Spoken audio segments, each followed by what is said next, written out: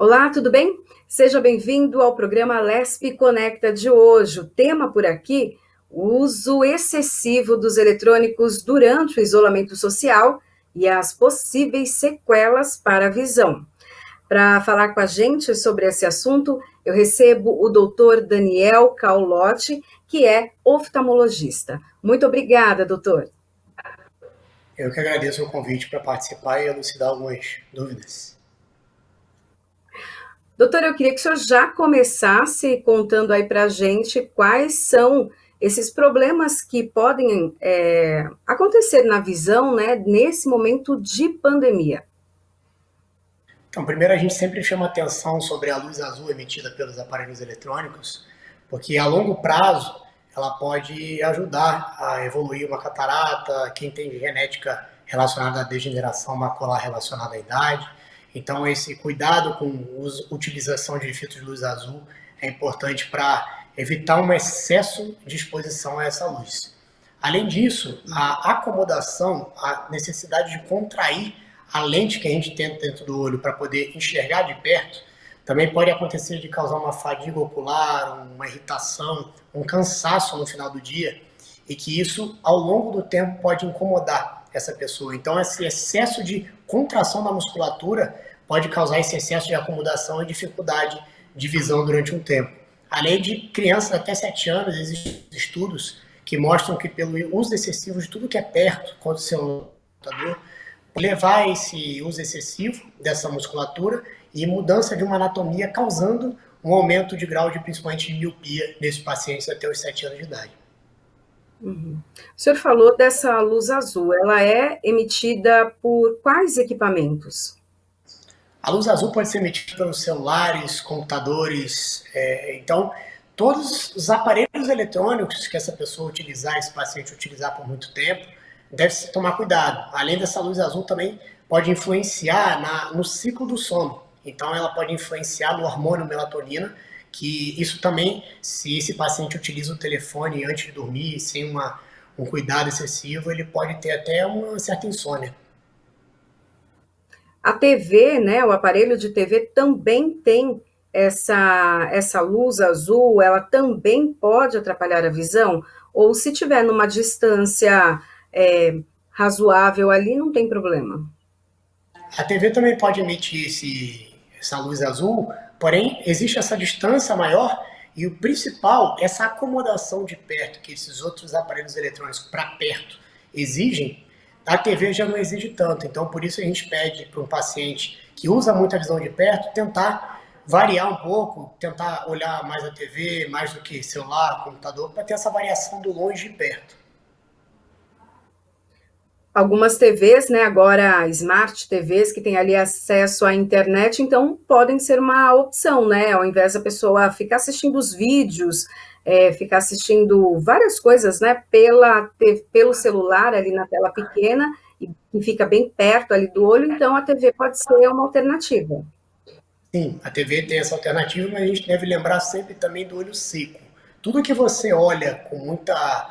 Você está muito. Está compenetrado naquele aparelho, naquele jornal, até mesmo TV, você acaba piscando menos o olho, a lágrima evapora e o olho resseca. Então, toda leitura para perto, todo aparelho eletrônico, até mesmo a TV, pode causar um ressecamento ocular nesses pacientes. As crianças, elas acabam tendo mais risco do que os adultos. A gente percebe que com o passar do tempo a visão fica diferente, né? Parece que a gente está com uma visão um pouco mais cansada, mas as crianças têm uma propensão maior, já que elas também gostam bastante de ficar na televisão e muitas vezes no celular. Sim, como mostram esses estudos, até os 7 anos de idade é o que a gente deve tomar maior cuidado, porque essa acomodação excessiva pode mudar a anatomia do olho, causando um grau, aumentando o grau que talvez, se não tivesse esse excesso de acomodação, aconteceria. Além do excesso, a cronicidade de exposição da criança vai ser muito maior do que um idoso que vai ter um contato com esse aparelho eletrônico bem menor do que uma criança que vai ficar quase que a vida toda ainda tendo essa acomodação visual. Quais são as principais doenças que podem ser ocasionadas E no caso daquelas que já têm algum grau, né, de miopia, estigmatismo, isso pode aumentar com a exposição, então, aos eletrônicos? É importante a gente sempre falar sobre olho seco, que esse ressecamento ocular é algo muito comum, principalmente nessa época de pandemia, em que as pessoas estão em excesso, lendo, usando os celulares, vendo TV. A catarata, que com a idade os idosos vão desenvolver, mas esse excesso de luz azul, alguns estudos mostram que pode ser um fator de risco para ter uma catarata mais cedo. Além da degeneração macular relacionada à idade, que seria um problema na retina, que esse excesso de luz azul a longo prazo também pode ajudar a ser um fator de risco a causar esse problema. Agora, as crianças, como eu falei, existem estudos que essa exposição prolongada à luz e ao perto pode desenvolver e evoluir um grau muito mais do que alguém que não tem tanto essa exposição. Até os 7 anos de idade, então, mostram estudos que podem modificar essa anatomia e gerar um certo grau ocular. Uhum. Bom, nesse período, então, de isolamento, as crianças começaram a estudar ali no computador, muitas vezes, né, só tinham o celular como acesso às aulas. Esse período de praticamente um ano, né, que as crianças acabaram tendo essa exposição maior aos eletrônicos por conta do estudo, pode prejudicar ou não é um tempo que realmente pode deixar sequelas? Os estudos relacionados à luz azul, essa exposição, são de uso mais crônico, não de um ano, então seria um uso mais prolongado. Agora, a parte do olho seco, o paciente desenvolveria rápido, porque ele vai piscar menos o olho e esse ressecamento vai aumentar, mas com a exposição diminuída, com o uso de colírios necessários para essa lubrificação, isso diminuiria muito. Então, esse curto prazo de uso, a gente não tem um estudo a longo prazo, né, um estudo mais certo, mas os que a gente tem mostram que o maior problema seria a cronicidade, essa exposição prolongada aos aparelhos eletrônicos, à luz azul, então tudo isso que a gente deve relacionar. Algumas crianças elas já relatam, né, que estão tendo um pouquinho mais dificuldade para enxergar. Isso é por conta do eletrônico ou é por conta mesmo dessa exposição, né? E então, quando as aulas voltarem de uma forma presencial, isso a gente acredita de, né, mais efetivo já em 2021, a visão delas vai voltar ao normal, porque às vezes a gente percebe em certos períodos da vida, momentos, ou que você acaba forçando um pouco mais a visão, se sente um cansaço, mas depois parece que passa e você volta a enxergar normalmente. Isso pode acontecer com as crianças ou não? Então, na verdade, o grau ele não vai diminuir. O grande problema é que quando ele tem esse excesso de acomodação, essa pessoa pode ter como se fosse essa lente que acomoda ficar travada. Então, quando a gente vai achar o grau, a gente pode achar um grau, vamos dizer, miopia, um grau mais alto, hipermetropia, um grau mais baixo, mas que quando a gente dilata, pinga um colírio que relaxa essa musculatura, a gente consegue diferenciar e achar o grau real dessa criança, que em muitos casos pode ser hiper ou hipocorrigida se essa dilatação não for feita. E nessa dilatação a gente consegue ver se essa acomodação está acontecendo, principalmente nesse momento, mas com esse colírio a gente consegue diferenciar se é o grau real ou se é essa acomodação excessiva dessa criança. Uhum. O senhor falou do olho seco, né? A longo prazo, o que isso pode causar? O senhor já falou que o ideal é que se coloque, então, colírio, pingue colírio, mas quantas vezes ao dia? Tem algum colírio específico para isso? Ou pode ser um colírio que se compra normalmente na farmácia, sem receita? Ou precisa realmente, cada situação, cada pessoa é um colírio diferente? Então, cada caso deve ser avaliado especificamente, porque às vezes existe uma causa relacionada ao olho seco, vamos dizer, a menopausa pode ser um fator de risco. Pessoas com problemas reumatológicos, lúpus, artrite reumatoide, podem ter a síndrome de Jogren, que está relacionada com o olho seco, além dessa exposição prolongada, uso de ar-condicionado. Então, cada colírio deve ser indicado para cada paciente especificamente, não pode ser utilizado qualquer colírio. Às vezes na farmácia são utilizados vasoconstritores, que é aquele que deixa o olho branquinho, mas tem seus efeitos colaterais, como aumentar a pressão arterial, porque eles afinam os vasos, então ele pode usar, achar que não causa nada, mas tem o seu problema.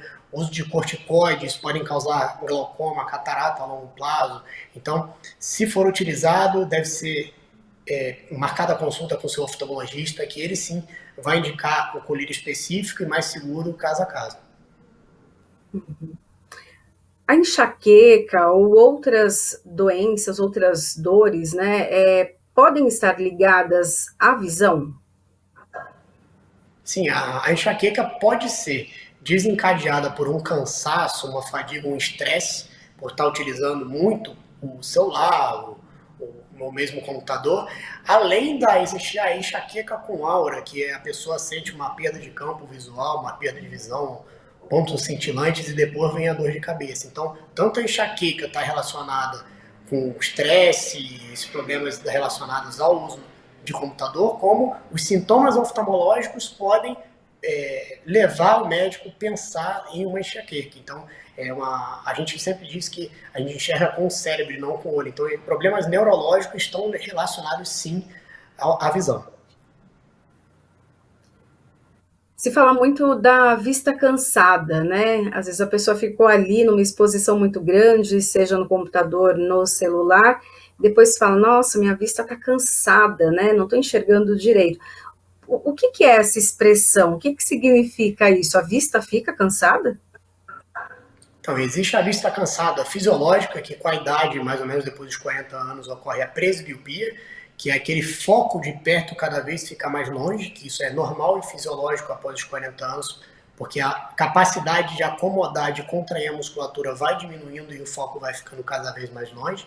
E existe a vista cansada de quem tem hipermetropia, algum grau que você utiliza muito de perto, você força para enxergar, enxerga, mas no final do dia essa musculatura entra numa fadiga por esse excesso de acomodação. Então, por isso a necessidade da gente sempre pedir para, na hora do exame, a gente dilata, confirma o grau nesses pacientes que a gente tem essa dúvida se existe um excesso de acomodação ou não.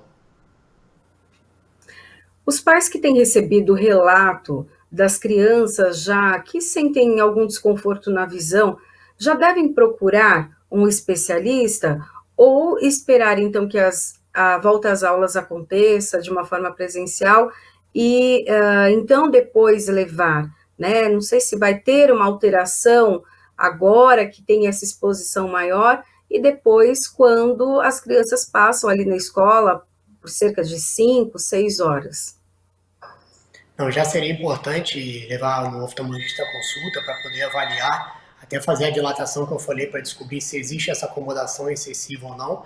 Além de, mesmo sem sintomas, crianças até antes dos 7 anos é importante a consulta, porque em muitos casos existe o estrabismo, existe uma diferença de grau de um olho para o outro, então um desenvolve mais do que o outro, causando ambliopia, e a gente precisa tratar antes dos 7 anos para estimular esse desenvolvimento do olho que tem o maior grau. Então, o tampão ocular, o óculos deve ser receitado antes dos 7 anos. Por isso, a necessidade de passar com o oftalmologista mesmo sem sintoma. Às vezes, a criança enxerga de um olho e de outro não vai saber detectar e dizer isso para os pais. Por isso, é importante a consulta de rotina, independente da idade, principalmente antes dos 7 anos de idade. O que pode ser um alerta para os pais em relação à visão das crianças? O que elas relatam que os pais precisam ficar atentos e falar, não, agora eu preciso realmente procurar ali um especialista? Se a criança relatar que está sentindo dor ocular, um cansaço, ardência ocular, que poderia ser relacionada à parte do ressecamento, se chega muito perto da TV para enxergar, ou então não demonstra muito interesse no tudo que é longe e prefere enxergar de perto, isso pode detectar algum grau de longe, como a miopia, mas em muitos casos a criança não relata nada e a gente consegue descobrir na consulta de rotina quando existe essa diferença de grau, essa ambliopia. Então, existem sintomas, mas até mesmo antes dos sintomas é importante a gente detectar alguns problemas como a ambliopia e tratar no tempo certo. Existe alguma fase da vida que normalmente se usa óculos à necessidade? Né? Existem pessoas que acabam não utilizando por um bom tempo ali na infância, mas na adolescência é necessário então a utilização dos óculos, mas depois não precisa mais. Isso é real ou não? Começa a usar óculos, tem que usar para o resto da vida. Vamos dizer que não tem como a gente generalizar, mas a criança costuma nascer com o olho menor, então costuma nascer com um certo grau de hipermetropia.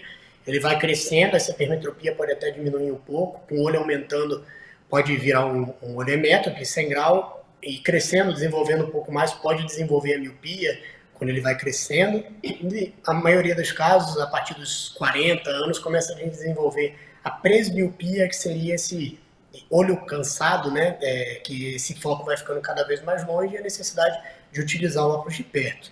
Mas, vamos dizer, levando como exemplo a miopia, o astigmatismo, a gente sempre teve que acompanhar e numa média, até os 23, 25 anos seria o tempo que a gente espera para indicar a cirurgia refrativa, que numa média seria quando o grau costuma chegar numa estabilidade, mas sempre acompanhando caso a caso.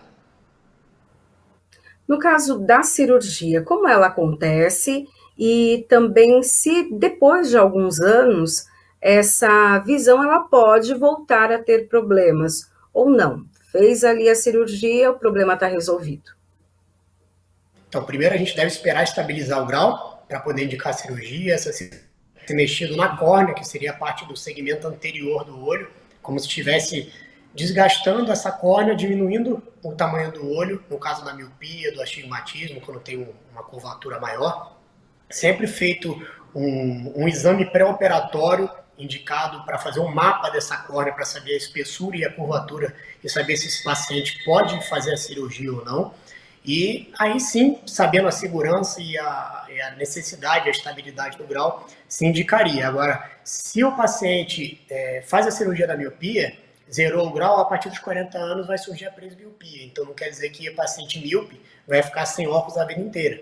Então, nesse caso, após os 40 anos, deve ser avaliado quando o paciente tem a catarata, operar a catarata, implantar uma lente que diminuísse essa necessidade do grau de longe e perto, que seria a lente trifocal. Então, dependeria da idade do paciente e a melhor indicação de cada paciente. Não seria uma mesma cirurgia em cada caso. Doutor, é verdade que quando uma pessoa começa a usar óculos, ela acaba tendo que mudar a lente com o passar do tempo? Parece que aquilo que ela tinha, né, seja miopia, estigmatismo, o grau vai aumentando. E se ela não usar os óculos, esse grau fica estacionado? Não, isso é um boato, é importante explicar para o paciente que o óculos vai ajudar a enxergar, não ter um cansaço ocular, mas o uso do óculos não faz diminuir o grau, nem estabilizar, e nem o não uso faz aumentar. Não existe essa dependência, porque quando você começa a utilizar o óculos, você consegue perceber que o mais ou menos que você via não era tão bom assim. Então fica nítido, quando você tira o óculos parece que estava pior, porque você tem a visão do 100%. Então, o uso do óculos não causa dependência. E existe também a necessidade de você utilizar o óculos, que antes você acomodava, você fazia o esforço com a musculatura para enxergar, o que causava esse cansaço, essa dor de cabeça. Com o óculos, você não precisa mais acomodar. Então, pode ser até que você enxergue parecido, mas não tem mais essa necessidade da acomodação, o que diminuiria a fadiga ocular e a dor de cabeça. Doutor, quando a pessoa pode optar em usar as lentes de contato ao invés dos óculos e quais são as mais indicadas? Sempre eu digo que deve ser avaliado cada caso a caso, né? A lente de contato deve ser vista se o paciente tem uma curvatura da córnea que possa usar, se ele tem um olho muito ressecado, também não seria tão bom utilizar. Sobre os cuidados que esse paciente vai ter, a responsabilidade para evitar complicações. Então, pacientes menores de idade, você tem que sempre conversar com os pais, saber sobre a responsabilidade que ele vai ter para evitar problemas como úlcera de córnea pelo mau uso, que podem acontecer se você não tiver um cuidado na manipulação da lente de contato. Deve ser avaliado caso a caso, o paciente, por um exemplo, ceratocone, que tem uma curvatura aumentada da córnea, às vezes não tem indicação de uma lente gelatinosa, e sim de uma lente rígida. Então, depende caso a caso para a indicação de cada lente de contato. Usar a lente de contato nesse momento de pandemia de coronavírus pode ser arriscado, já que há um contato manual, né, para poder colocar nos olhos. Se esse paciente utiliza lente, é muito importante o cuidado antes de manipular, sempre lavar bem as mãos, tomar o cuidado de não, porque você vai colocar ali o contato do dedo com seus olhos, então o vírus é passado pela secreção. Então você deve tomar cuidado com essa manipulação e o óculos acaba sendo uma certa proteção de você levar a mão no olho. Então também é mais seguro utilizar o óculos pelo fato de ele estar protegendo. É mais uma proteção que você utiliza tanto para você não levar a mão no olho como para os outros contatos. Então nesse momento, se você puder utilizar o óculos, é mais seguro. Não teria uma contraindicação da lente, desde que você tenha todos os cuidados na manipulação. Então, nesse momento de contaminação, a gente sabe, né, que a questão da contaminação do novo coronavírus tem o aerossol, né, aquelas gotículas que a gente não consegue enxergar e nem perceber. Então, os óculos, eles podem, inclusive, ajudar a proteger contra o novo coronavírus. Sem dúvida, já seria uma proteção, porque já é uma proteção das gotículas de outro paciente, ou até mesmo de você não levar a mão ali sem querer para coçar o olho e levar o vírus para a sua conjuntiva, para o seu olho. Então é importante e é seguro você utilizar os óculos e vai ser mais uma questão de segurança também nesse momento.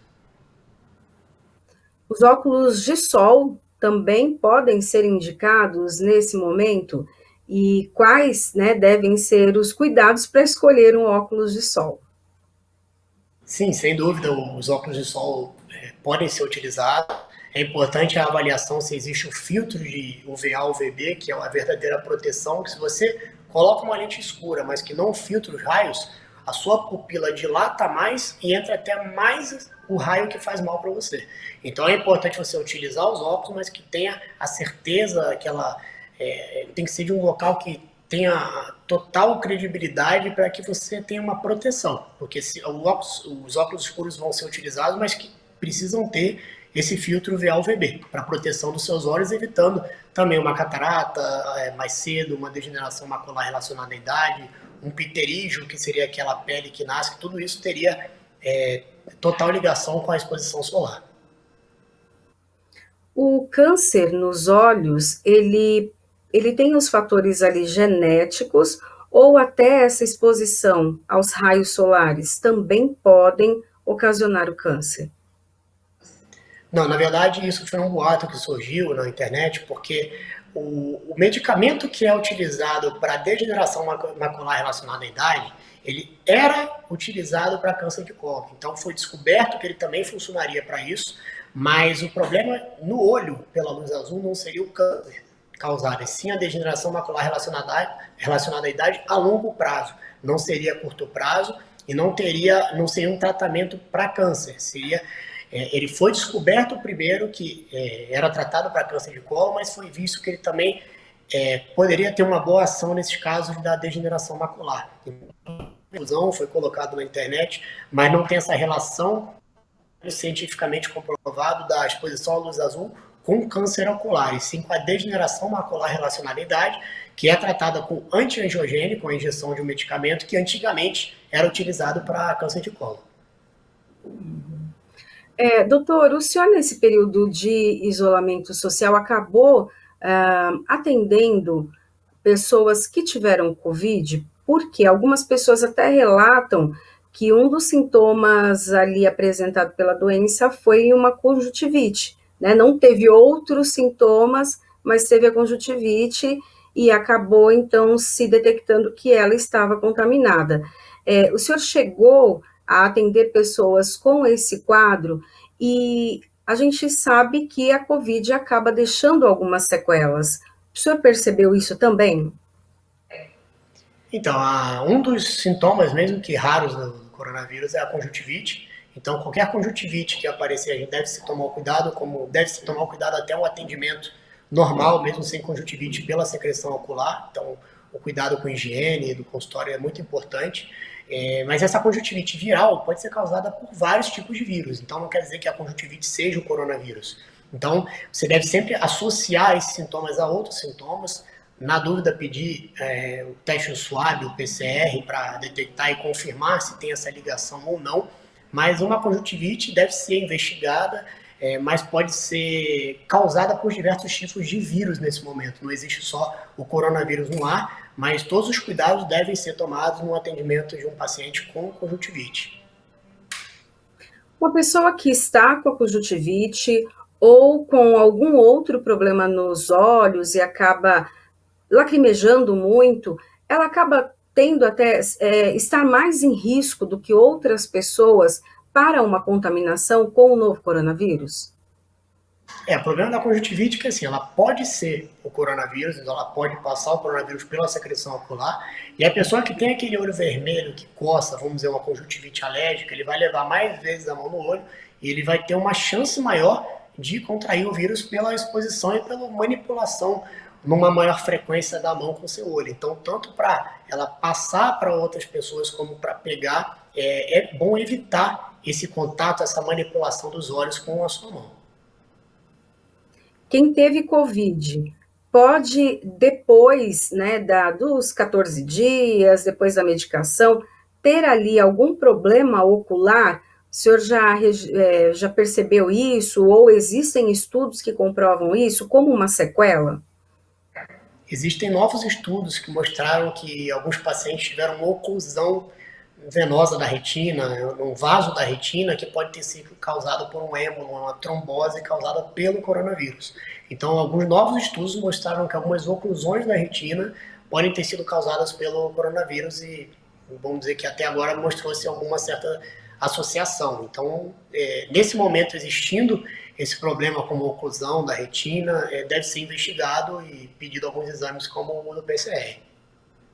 Uhum. Aí, no caso dessa trombose, né, que o senhor comentou, o que ela pode gerar? Pode, inclusive, causar a cegueira ou não? Existem vários tipos. Essa trombose pode, essa oclusão pode ser no tipo isquêmico e causar uma isquemia grande da retina, como pode ter uma pequena isquemia e um maior edema. O edema seria um inchaço no centro da visão, que a gente trataria com uma injeção de antiangiogênico para diminuir esse inchaço, diminuir essa inflamação. Mas tem casos que a isquemia não é revertida. A gente às vezes compara com o AVC, que a pessoa tem uma melhora, às vezes fica com uma sequela no andar. Então, a mesma coisa na visão. Se a pessoa tem uma oclusão isquêmica, às vezes recupera, mas não 100%. Então, deve ser visto também cada caso para ver o quanto de isquemia, de falta de oxigenação que teve, o quanto de edema que tem, para saber o quanto é tratável ou não. Uhum. Sempre se fala para ter uma vida, um corpo saudável, é preciso ter ali uma rotina saudável também. Alimentação, não fumar, né, beber de forma moderada, fazer atividades físicas, tomar água, dormir bem. Isso também se aplica para ter uma boa visão? Sem dúvida nenhuma. Dando um exemplo, a degeneração macular está relacionada com tabagismo, com pessoas que fumam. Esse problema com alimentação também, vitaminas são utilizadas como complementos nesse caso de degeneração macular. Exercícios aeróbicos, existe uma maior oxigenação ocular do nervo óptico, então existe alguma relação de glaucoma. Então, o olho também precisa de uma saúde sistêmica importante, porque às vezes um diabético mal controlado causa retinopatia diabética, que pode causar cegueira, uma pressão arterial mal controlada pode causar uma retinopatia hipertensiva e essa oclusão da retina. Então, você cuidar bem do seu corpo também está cuidando bem dos seus olhos.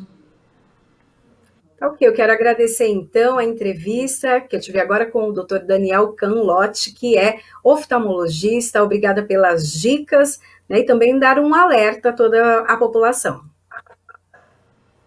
Eu que agradeço ao convite e o importante antes de tudo, é se cuidar, tomar os cuidados de não ter aquele contato, utilizar as máscaras, que eu acho que é bem importante, e tomar os cuidados para que o Covid não afete a parte sistêmica nem os olhos. Acho que nesse momento devemos tomar os cuidados de tanto de exposição à luz do luz azul, utilizar os aparelhos eletrônicos, que é importante, mas com certo limite, sempre utilizar, mas depois utilizar a visão de longe, e tomar os cuidados na higiene, tudo isso para evitar qualquer complicação.